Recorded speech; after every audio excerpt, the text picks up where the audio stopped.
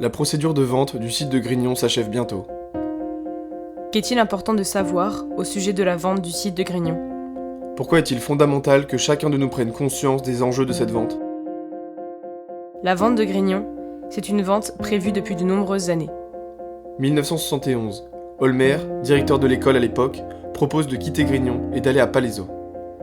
2010, Nicolas Sarkozy confirme le déménagement de AgroParisTech à Saclay et indirectement la vente de Grignon. Les avis divergent. 2014. Début d'opposition entre les intentions du ministère sur l'avenir du site et ceux des représentants des étudiants et du personnel. 2015. Malgré le désaccord de la grande majorité de la communauté d'AgroParisTech, la décision de vendre Grignon est actée. Depuis, des manifestations, des revendications de la part des citoyens. Aucune réponse de l'État et du ministère. S'en est suivie une démobilisation au sein des enseignants-chercheurs, du personnel, des personnes impliquées, face aux autorités faisant la sourde oreille et mettant en avant l'argent devant la communauté et la nature. 2021. Le blocage de Grignon par les étudiants d'AgroParisTech, un retour énorme de la mobilisation de la communauté, un poids plus important, une mobilisation qui grandit. La vente de Grignon, c'est aussi une vente avec peu de transparence et des modalités douteuses. C'est durant le CA d'AgroParisTech de mars 2015 que s'est voté le déménagement de Saclay. Mais surtout, ce qui nous intéresse ici, la vente de Grignon. Le CA, 44 membres, 22 représentants du personnel et des étudiants, 22 nommés par le ministère de l'Agriculture comme des actionnaires, le représentant de LVMH, du Crédit Agricole. 22 personnes ne représentant en rien la communauté citoyenne. Le verdict de ce vote, 22 pour, 20 contre, 2 abstentions.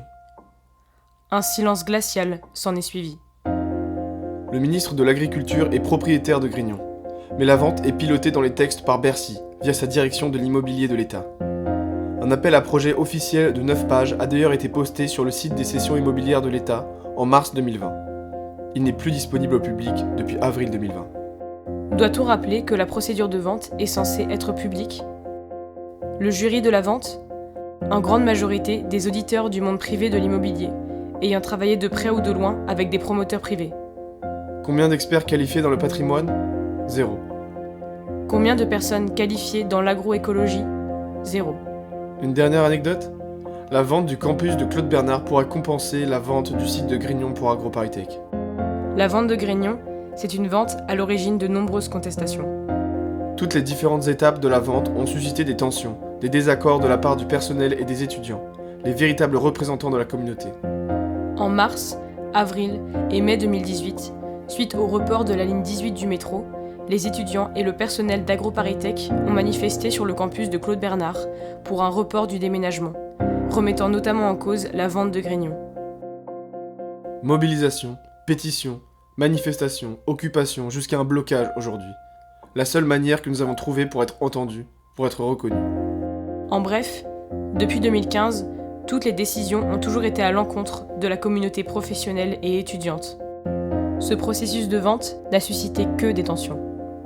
Il n'est depuis le début piloté que par des gens qui ne nous représentent pas. Nous personnels, nous étudiants, nous connaisseurs du site, nous qui tentons tant bien que mal de préserver ce lieu, sa biodiversité. Nous n'avons jamais été consultés sur les critères de la vente. Nous avons tenté de nous faire entendre depuis tant d'années. Nous demandons pour la dernière fois d'être entendus. Nous sommes nombreux. Nous sommes des centaines, des milliers. Nous sommes tous Grignon.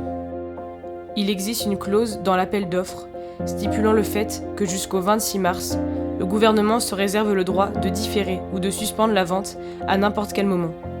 Changeons les choses. Faisons de Grignon un exemple de la transition agroécologique en France. Comment nous aider ? Suivez-nous sur les réseaux sociaux. Signez notre pétition. Parlez-en autour de vous.